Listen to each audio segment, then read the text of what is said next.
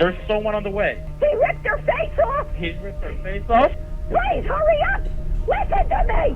They're on the way, ma'am. There are over 1 billion websites on the internet. With so many, it's no surprise that some of them hide dark and dangerous content. Some of these sites have already been shut down, or they just disappeared, while others remain active and accessible to anyone.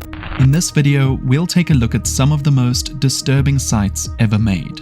And the further we go, the darker they become. If this topic becomes too much for you, feel free to stop watching at any time. Only continue if you truly feel ready for it. So, let's start at the tip of the iceberg. Level 1. Rotten.com. Some of you might still remember this site from back in the day. When it first went online in 1996, it quickly became infamous and called itself an archive of disturbing illustrations. Anyone who clicked the link immediately understood what that meant. Instead of a regular website, it showed extremely unsettling and graphic material. Among teenagers, it quickly became very well known. On schoolyards, Rotten.com was often a hot topic, and visiting it made you cool. In a time before social media, it was the go-to place for anyone wanting to dive into the truly dark corners of the internet. The site gained millions of visitors, and for years, it was the most famous of the so-called shock sites. Naturally, it also caused heavy criticism. It was considered harmful to minors, tasteless, and disrespectful toward the victims whose images ended up there. Still, nobody could simply take it offline, and its operators remained anonymous for years. But over time, people lost interest. Platforms like YouTube, countless forums, and better search engines made similar content easy to find. What was once exclusive and shocking eventually became common. In 2017, Rotten.com finally went offline, reportedly due to a technical error. UrbanOutraged.com. Imagine visiting an online shop and discovering items made from human skin. That's exactly what happened to anyone who visited the site UrbanOutraged.com in 2021. The page is set up like a completely normal online store. There are categories such as shoes, pants, jackets, and bags, along with product photos and customer reviews. The only difference is the bizarre products. Everything you find here is supposedly made from human skin. Each product page also contains a story about the victim and a description of how the item was allegedly created. But if you don't want to wear the skin of strangers, the site offers another option, the so-called Afterlife collection, which claims to turn the skin of your deceased loved ones into clothing. Or at least that's how it appears. Looking more closely, you'll notice that the items can't actually be purchased. If you try to add something to your cart, you're redirected to a hidden page filled with images and facts about animal suffering and the consumption of leather and other animal products. Behind the project is the animal rights organization PETA. Their goal is to shake people awake who see leather, fur, or wool as completely normal. Instead of long texts, PETA chose this unusual approach. Anyone browsing through the categories inevitably stumbles across disturbing images and harsh facts about the animal industry. Since its launch in November 2021, Urban Outraged has reached over 1.2 million page views from more than 100 countries. HiddenAnswers.com. HiddenAnswers.com was basically the deep web version of Reddit, a forum accessible only through the Tor browser, where people could ask even the most provocative questions without fearing moderation or bans. Because the platform existed in a largely unfiltered part of the internet, very extreme and disturbing posts appeared quickly. Users could openly write things that would have got them banned anywhere else. Many posts crossed the line into illegality, like guides for printing money, detailed plans to harm an annoying neighbor, and other questions that clearly had no good intentions. That mix of radical openness and anarchic culture made Hidden Answers both fascinating and dangerous. Some saw the site as a tool against censorship. Others soon realized that a space like this created more problems than solutions. In 2020, the operator finally pulled the plug. In a note, he explained that he was tired of his project being used only as a marketplace for stupid, dangerous, and illegal questions. instead of as a platform for legitimate free exchange. Level 2. Hitman.com.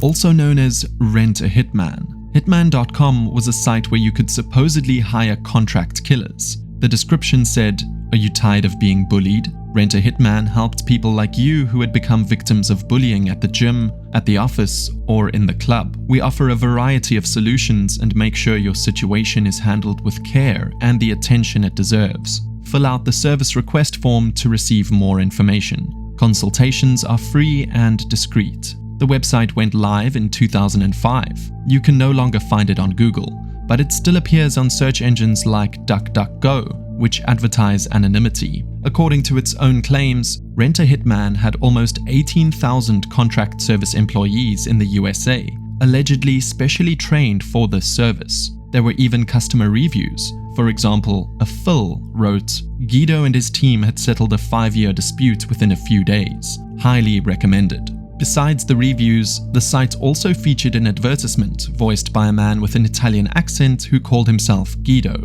Anyone who clicked service request arrived at an order form with the heading, "If you request a service or wish to consult with a field agent, you must first submit brief details of your request for review, and a field agent in the region will contact you by email to obtain further details and schedule your free consultation. Additional verification documents may be requested during the process." If you're worried now, don't panic. The site is just satire.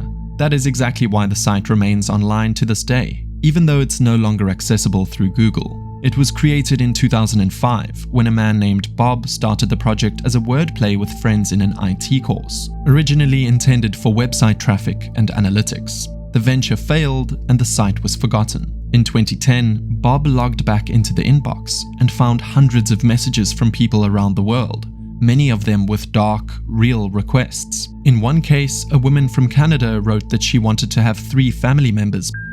Bob reported the request to authorities immediately and the woman was arrested.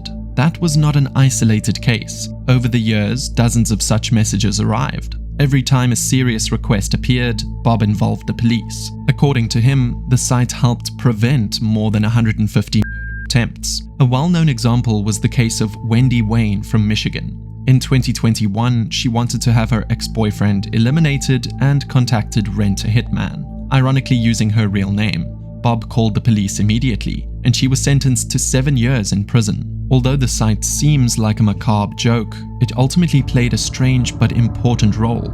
It led to the prevention of numerous real crimes. Poopsenders.com.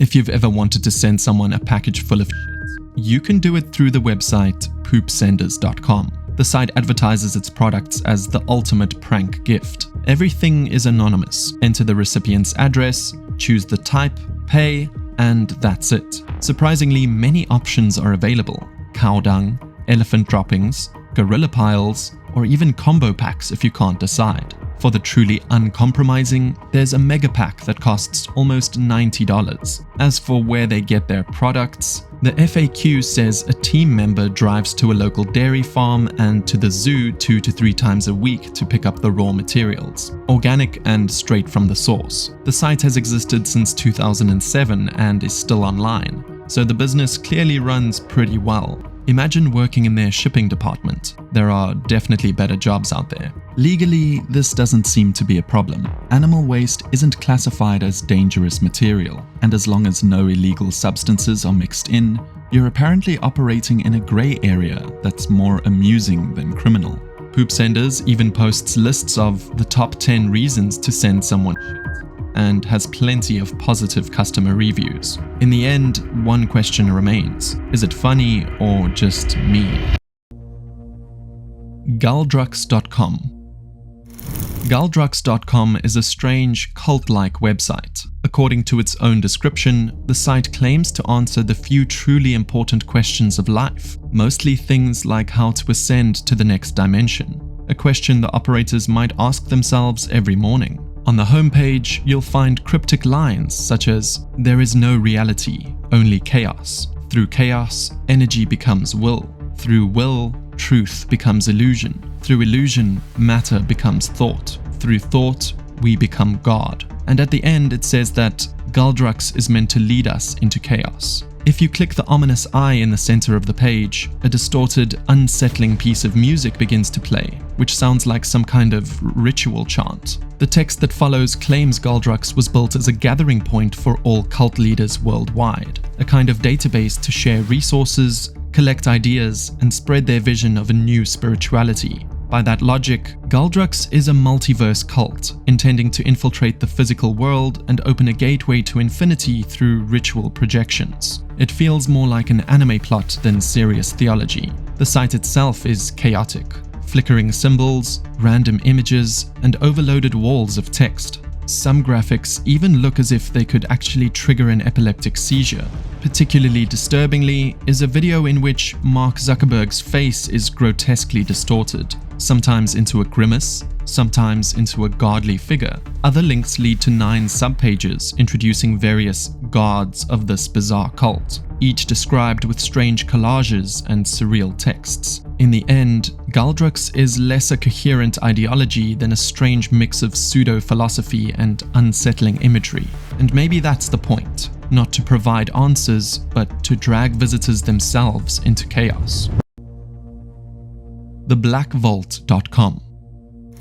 Since he was 15 years old, John Greenwald Jr. has been obsessed with understanding the inner workings of the US government, especially secret UFO-related documents held by the CIA and other agencies. Since 1996, John Greenwald has used the Freedom of Information Act to gain access to more than 2 million pages of previously classified documents. These documents contain exclusive information about UFO sightings, the assassination of John F. Kennedy, chemical, biological, and nuclear weapons, as well as top-secret aircraft that the government keeps hidden from the public. Over the past 3 decades, John has collected these millions of pages of formerly secret information in a well-known online archive called the Black Vault. When opening the website, you will encounter all kinds of documents and case files presented in a very matter-of-fact way. What can be said about the Black Vault is that the documents are authentic and not tied to conspiracy theories. The website lays out all the information from documents that John and his team received from the government.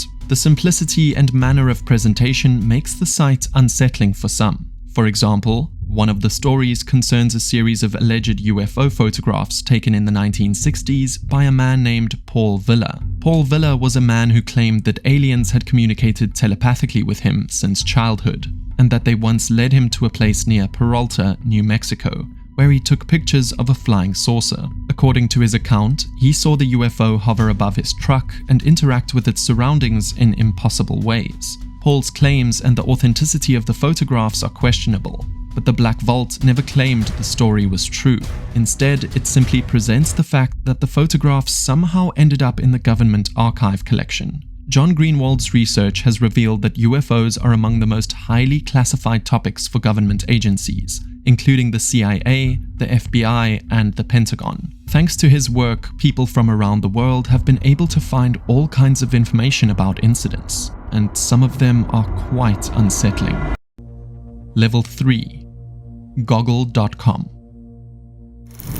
If you were surfing the web in 2006 and accidentally typed Goggle instead of Google, you were in real trouble. That was exactly where the notorious virus was lurking, the one that destroyed thousands of computers and quickly became a serious threat. Because so many traces of Goggle.com were later erased, it's extremely difficult today to find information about the site's origin. All that's known is the domain was registered on Valentine's Day, 1998, apparently by someone who didn't like that day very much. After that, the website stayed inactive for almost 6 years, until 2004, when the first report surfaced about dangerous viruses being spread from there. None of the major web archives show any sign of Goggle.com before 2004, and many providers blocked the domain entirely. That made it almost impossible to reconstruct how the site might have looked between 1998 and 2004. It was probably classic typo squatting, sites deliberately named to resemble well-known domains so they catch visitors who mistype the domain's name, in this case Google.com. Those pages get a lot of visits and are often used for harmful purposes, like distributing malware.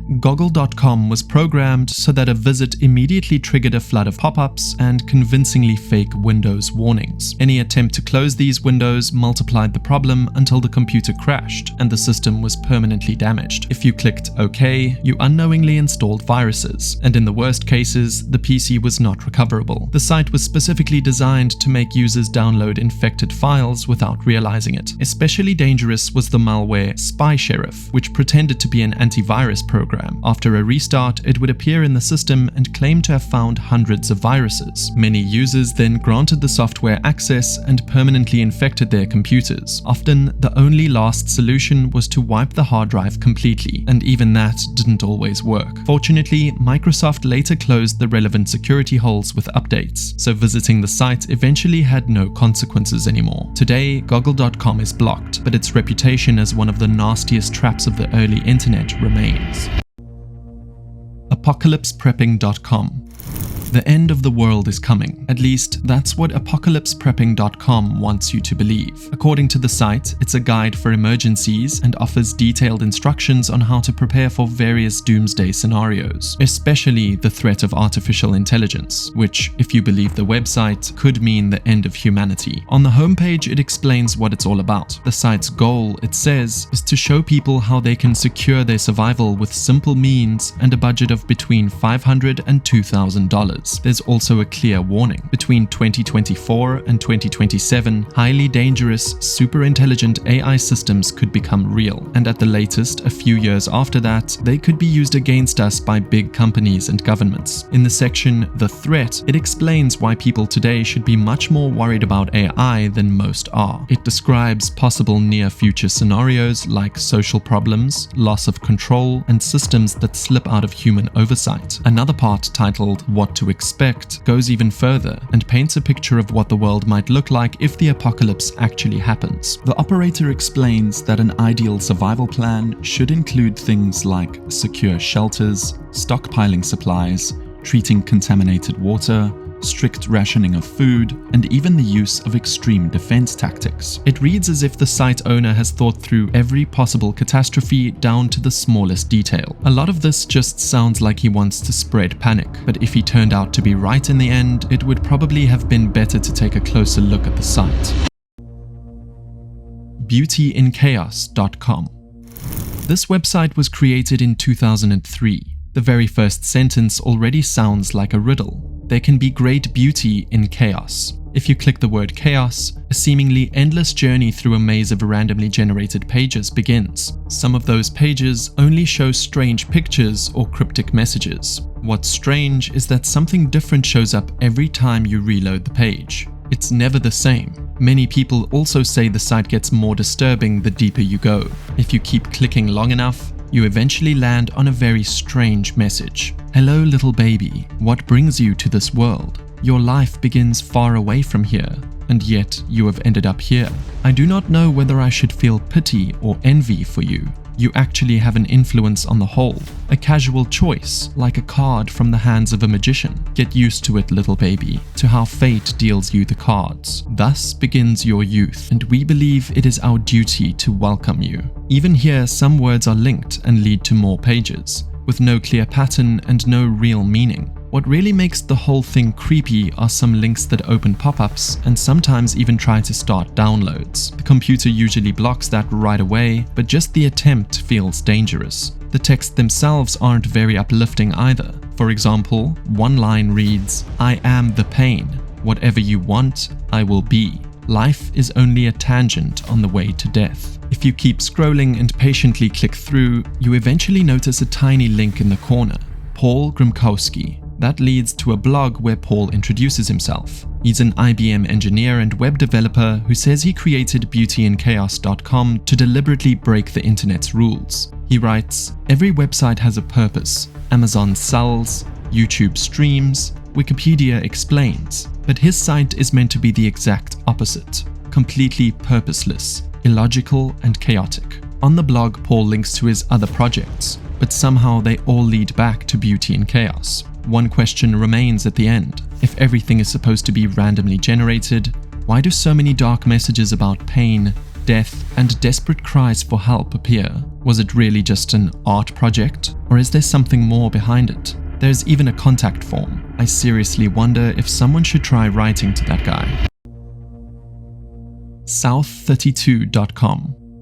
This is supposed to be the domain of an international film production company. At least that's what you'd think. But as soon as you visit the site, everything feels chaotic. The layout is messy, the texts are badly written, and instead you stumble across accusations against two men named Graham Kerr and Andrew Mackenzie. They are accused of damaging the brand's reputation by allegedly creating a fake company with the same name, South32. According to the site, that's what ruined the online visibility of South32.com. Every now and then, the site also mentions a film called South32, a low-budget crime movie from 2016. The site says it was made by a man named Luigi Bayan. This guy Luigi Bayan is also presented there as the CEO of the real South32 company. If you search his name online, you find seemingly positive articles, but a lot of it looks fake or manipulated. It seems Luigi Bayan might not even exist. The name is probably an alias used by a man called Syed Yomtom Bayan. He's known as a big domain squatter. People say he has up to 80,000 registered domains, often with names that differ only a little from big brands. If you accidentally click on one of his addresses, you end up on pages full of cryptic messages, strange images, or confusing text. Here's a simple example. If he registered a domain like Amazon, he could post disturbing content there that might be mistaken for the real brand. Companies usually have to choose between suing, which is expensive, or buying the domain back for a lot of money. In the past, Syed has forced big companies like Fox Group, Playboy, and Bank of America into legal battles, which he usually loses. Still, the system seems profitable for him. Running tens of thousands of domains probably costs hundreds of thousands of dollars a year, which raises the question, why would someone do that? This is where things get really creepy. Some people suspect Syed isn't working alone. There are theories that the cryptic messages spread through South32.com are actually encrypted clues or instructions, maybe even linked to international networks like human trafficking. There's no proof for that, but the rumors persist. For years, people have tried to figure out what South32.com really means. So far, no one has discovered what's really hiding behind the site.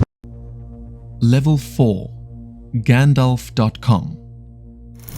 If you expect a fan page about the wizard from The Lord of the Rings when you go to Gandalf.com, you'll be disappointed. Instead, you land on a page with a single image, a dark painting of a strange woman at the end of a long wooden hallway. If you click the image, a message appears. Gandalf is busy. Please leave. If you click again, a link to an email address shows up. According to Reddit, some users actually wrote to that address to ask what the page was about, but nobody ever replied. The Wayback Machine lets you see older versions of sites. The domain has existed since 1998, and the oldest version of the current layout is from October 2000. The address originally belonged to the Canadian telecom company Mitel and was later sold to the current owner. And for more than 20 years, the basic idea hasn't changed at all. Usually, domains like this disappear when the owner stops paying, but this one is still running, and nobody knows why. Many people think the buyer just hoped to sell the domain later for a big price. After all, Gandalf.com is a valuable name, especially after the Lord of the Rings movies were announced. Still, no buyer has shown up. Some people believe something strange is going on. The site contains hints like magic words and weird symbols. For example, there's an upside-down triangle with the phrase, "A maze in abracadabra." If you click that, you enter a kind of maze that shows 30 symbols. No matter which symbol you click, you always end up back on a slightly different page. At first it seems harmless, but the deeper you go, the creepier the texts and pictures get. There are thousands of subpages filled with math equations around the number 9, mixed with symbols from Bible quotes, Hinduism, Egyptian myths, and occult teachings. If you click long enough, you eventually find a forum, and it gets even stranger there. Many posts are written in a weird, coded language, as if the members created their own secret code. Lots of users thank a man named David Dennison, who supposedly enlightened them. Dennison was a British surreal artist obsessed with numerology and the occult. He is said to be the original owner of the website. Even though he's been dead for almost 9 years, the site is still updated, and the forum is surprisingly active. All the scattered artworks are from Dennison, but it's hard to see a clear meaning behind it all. One especially creepy post comes from a user named White Rabbit. He claims that after 5 years of studying the site, he had a kind of enlightenment. He calls the website a giant puzzle full of dead ends, a maze that always brings you back to the start. He says the key was visible the whole time, and once you understand it, everything makes perfect sense. But he refuses to post the solution publicly, supposedly because it works too well and caused side effects that changed him. That's what makes Gandalf.com so mysterious. For some people, it's just a strange art project. For others, it's a secret recruitment tool. Several users even claimed the forum was used to pull people into a cult. No one knows if that's true, but if you dive too deep into this digital maze, you risk getting lost. BatheInMyMilk.com. BatheInMyMilk.com first became known when strange flyers suddenly appeared on street corners. The flyers invited men to bathe in milk, almond, soy, or regular cow's milk. Underneath was the line, "Use my sponge and I will watch you," and at the bottom there was a link to the website. If you opened the link, you landed on a page with a series of disturbing photos. Different men sitting in bathtubs full of milk while an older woman stood next to them, watching without showing any emotion. Everyone stared straight into the camera without moving a muscle. The bathroom itself looked run down and dirty. If you looked closely, you could see that the milk in the tubs was tilted, a sign that the floor wasn't even at all. At first, many people thought the whole thing was a joke, until more and more people posted proof on Reddit that the flyers were real. At the bottom of the website, there was also a link asking interested people to send an email right away. The link used to go to a Facebook page, but today it points to the Patreon of a guy called Alan Wagner. He's a comedian who makes sketches and other content on his YouTube channel. That made it clear that Bathe in My Milk is not real, but a kind of a weird prank. He had rebuilt the whole bathroom in his garage, paid friends and strangers to sit in milk, and added details like an old rope to make the scene even creepier. Wagner also received countless letters from people who really wanted to bathe in milk. To make things even worse, he simply sent those requests to a friend, without explaining anything. You can imagine how confusing it must be to suddenly get messages every week from strangers asking to bathe in milk. EnrixAngelFire.com. EnrixAngelFire.com went offline in 2018, but people still talk about it today. Back then, if you opened the homepage, you saw an image of a woman in a white doctor's coat.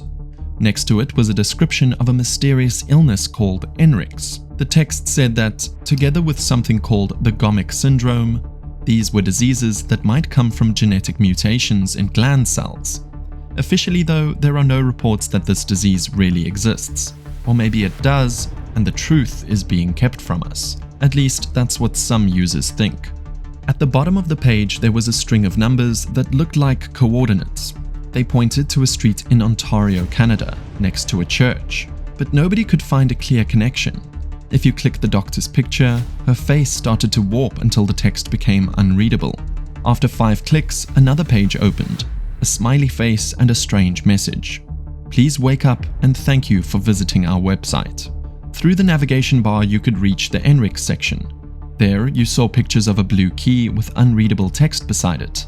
Clicking the key sent you back to the homepage, but this time with an extra link, bypass login. If you clicked that, you found another hidden message. The dream is over, Tyler. To this day, nobody knows who that Tyler is. Under the message was a new set of coordinates, this time out in the middle of the Atlantic Ocean. The creepiest part of the site was a video in the center of the screen. A distorted woman who spoke a string of numbers in a flat voice. YouTubers found out that you could turn those numbers into words using a table. The result was Evident Agenda. Some people thought that this was part of an alternate reality game tied to the TV show Lost, but no clear link was ever found. On the contact page, there was a link called Contact the Administrator. If you clicked it, you were sent back to the homepage again, but the page source hid a line with the phrase, Mail to Tyler.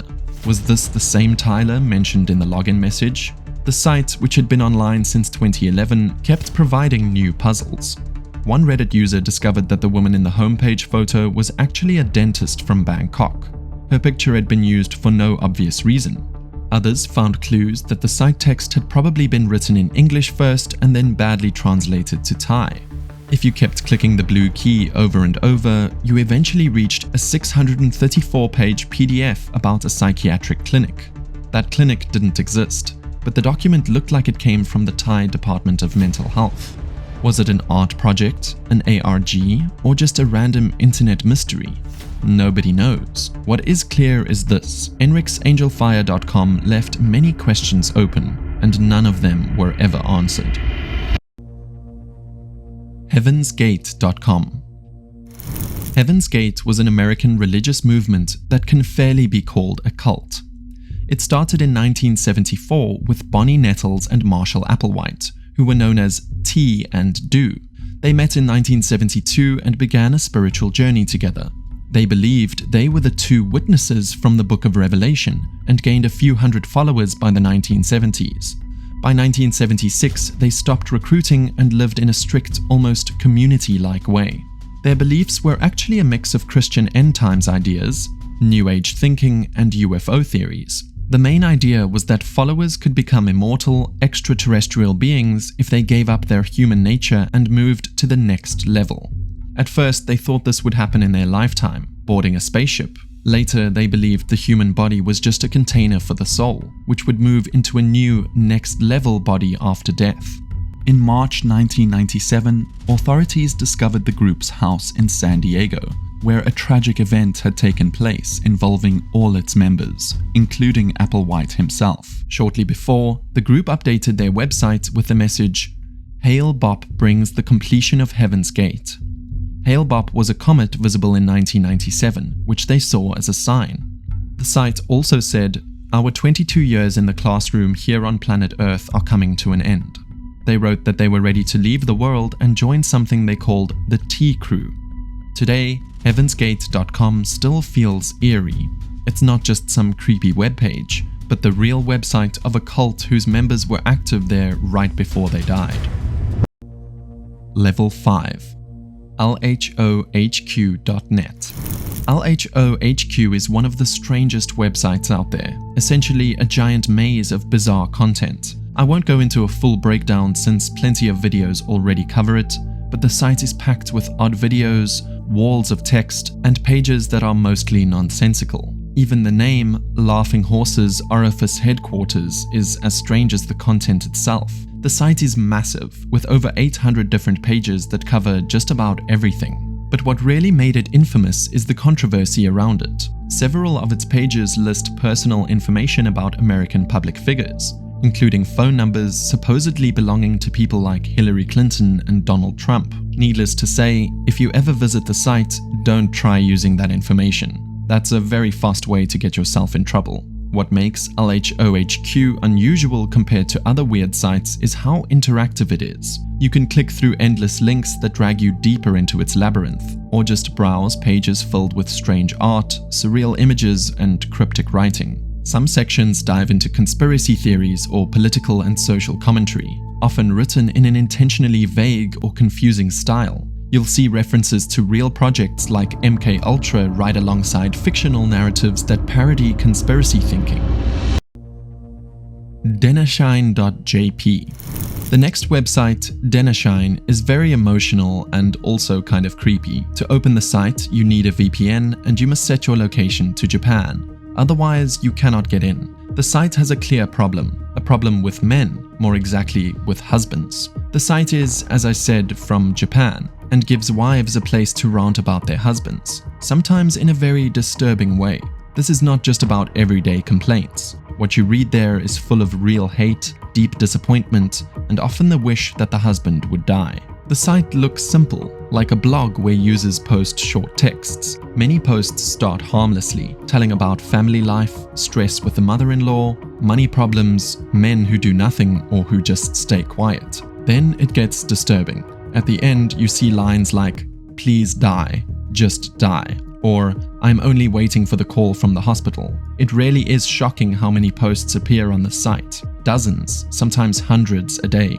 And although many of these statements sound extreme, they show something you rarely hear out loud in Japanese society: frustration, hopelessness, the feeling of being trapped in a marriage with no way out. Many women write how they would get a divorce if they could, but they stay because of the children or because of money, or simply because the legal and social barriers in Japan are high. So they escape to the site and write down what they cannot tell anyone else. A particularly strong part of the site is called "It Worked," where women report that their wishes became true. The husband suddenly gets cancer, has a stroke, or dies in an accident. Yeah, the whole site is kind of creepy. No pictures, no weird ads, no distractions. Just text full of anger, grief, and loneliness. You read things like, "I just want the life insurance," or "He's still lying there, drinking, eating, breathing. I cannot watch that anymore." This is real hatred toward one's own husband. It's simply extremely sad that there are people out there so unhappy in their marriage. Denashine is not only a place of pure hate, it's also a digital place for what cannot be spoken. People often think that Japan is a perfect country, but if you look closely, it's not always like that. Grotto.faith. The next sites somehow belong together and are really weird. Crypt.grotto.faith, Bornless.grotto.faith, and Easelkeel.grotto.faith. All of them have a really mysterious vibe, but let's start with Bornless. At first, a word appears that welcomes you. Then you see a text that seems to be about being God. At the bottom, you can press enter, and then a really strange page opens with flashing colors, a guy with a turban, and a door you can open. After that, you see a landscape with a wide sky and strange music. A strange face shows up with a text. "Hey, my name is Davis. Do you want to ascend? And do not you dare touch me." If you click it, a nasty sound plays. If you answer yes, not much happens. If you answer no, the screen shakes and you read the text. "Honestly, I do not mind. I know this area much better." Then some countries appear to choose from, but no matter which one you click, you always get an error message. Easelkeel is just as weird. There you see something like space and a strange creature that wants to walk with you. If you click walk, it speaks, but what it says is not friendly. "I will fill your mountains with the dead, your hills, valleys, and dams with people slain by the sword. I will devastate you forever. Then you will know that I am God." And then there's Crypt. This time the moon turns, and below it says it is an audio-visual experience with flashing images. If we click the moon, we just get a static noise effect. After that, you see a question mark, a glass of milk, and a train. You can click each one. If you pick the question mark, a wise old man appears and you can ask him questions. For example, you can ask about searching for the key, or who the milkman is. The wise man says the milkman is a dangerous entity. If you click the milk, the guy the wise man warned about shows up and offers you a sip. If you click the train, you can choose between heaven or hell. Feel free to visit the site if you want to try to solve the mystery. The website is a surreal trip through a world called Terminal 0000. With the creepy background music, it creates an eerie mood and is pretty complex. There are many reports and links to explore. It's so detailed that there is even a subreddit trying to decode it. Honestly, I don't know what to think about the site. It seems to have over 300 pages with short stories, puzzles like click-through mazes, and cryptic images. Exploring it takes a long time. You're welcome to try it yourself. Level 6. 5nchronicles.blogspot.com. This website might look like a typical personal blog, but once you know the context, it becomes deeply unsettling. The blog was written by Joseph E. Duncan III, a convicted serial killer who spent his final years on federal death row. Duncan's criminal history started when he was young. As a teenager, he targeted boys as young as 9 and spent much of his early life in and out of prison. Over time, his crimes escalated to murder. In 2005, he killed Brenda Grant, her boyfriend Mark Mackenzie, and her son Slayton inside their home. 2 of Brenda's other children, Dylan and Shasta, were missing. 7 weeks later, Shasta was spotted at a Denny's restaurant with Duncan. Her survival led directly to his capture. Duncan later claimed that he spared her because she taught him how to love. Tragically, Dylan had also been murdered. The blog itself is essentially a series of diary entries Duncan sent by letter to an unknown person, who then published them online. Many of the posts focus on mundane issues, complaints about hair loss, weight changes, or everyday frustrations in prison. But at times, his writing veers into disturbing territory, like one entry where he casually mentions visiting his stepsister just weeks after abducting and murdering another teenager. That contrast is what makes reading the blog so jarring. The posts often sound like they could belong to an ordinary inmate reflecting on daily struggles, but they're written by a man responsible for horrifying crimes. The blog contains entries dating back to 2010, with the final post published in January 2021. Just 2 months later, in March 2021, Joseph Duncan died of a brain tumor while still on death row. Mortis.com. Imagine a completely black website with only a username and password box. Something disturbing might be hiding behind it. Mortis.com was registered in 1997 and stayed hidden for years. When people finally discovered the page, they tried everything to get past that login screen, but nobody ever managed to crack the code. The site was oddly plain. Black background, white input box, no logo, no text. But if you looked at the code, you could actually find hints of huge amounts of data. Single files up to 39 gigabytes, and apparently several terabytes in total. For the 90s, that was almost impossible. Most homes had very slow internet, and storing so much data was expensive and rare. Today, it's really difficult to find anything solid about Mortis.com. Almost all the evidence is gone. Many forum posts, wikis, and archives that wrote about it are no longer online. That makes it very hard to say what was real and what was made up. Internet detectives kept looking for traces. They found a guy called Thomas Ling, the domain owner, who also owned 24 other strange websites. One example was Cthulhu.net, which just showed a chess piece and the phrase, "dead but dreaming." Some clues led to empty property or old phone numbers where nobody ever answered. One user claimed Thomas Ling once said in a message that the site only stored wedding photos, but that doesn't really fit with the huge amount of data that people suspected was on the site. So what was Mortis.com really? Nobody can say for sure. All we know is that tons of data was stored there, and someone worked very hard to keep it hidden. Level 7. Cafe. This website was an online forum launched in 1994, infamous for its disturbing focus. Unlike many similar communities, it wasn't hidden away on the dark web, but was openly accessible on the regular internet. The forum served as a meeting place for people fascinated by the site's founder, who went by the pseudonym Peril Loco, was later identified and even interviewed. He had ties to another death-related website and seemed to have some medical background, which came through in the detailed, technical answers he gave on the forum, especially regarding how to harm someone minimally while pursuing their own fantasies. Discussions on the forum ranged from unsettling roleplay scenarios to posts by people who claimed to be serious. Some users advertised themselves as willing participants to be eaten, while others openly searched for volunteers. There were even threads that included mock recipes and cooking instructions, blurring the line between fantasy and reality. The danger of that blurred line became clear with the case of Armin Mewers, a German man who posted under the name Frankie. In 2004, he was arrested for ordering and consuming Bernd Jürgen Brands, a man who had actually consented to the act. While Mewers and Brandes reportedly didn't meet directly through the forum, Mewers had been a very active member.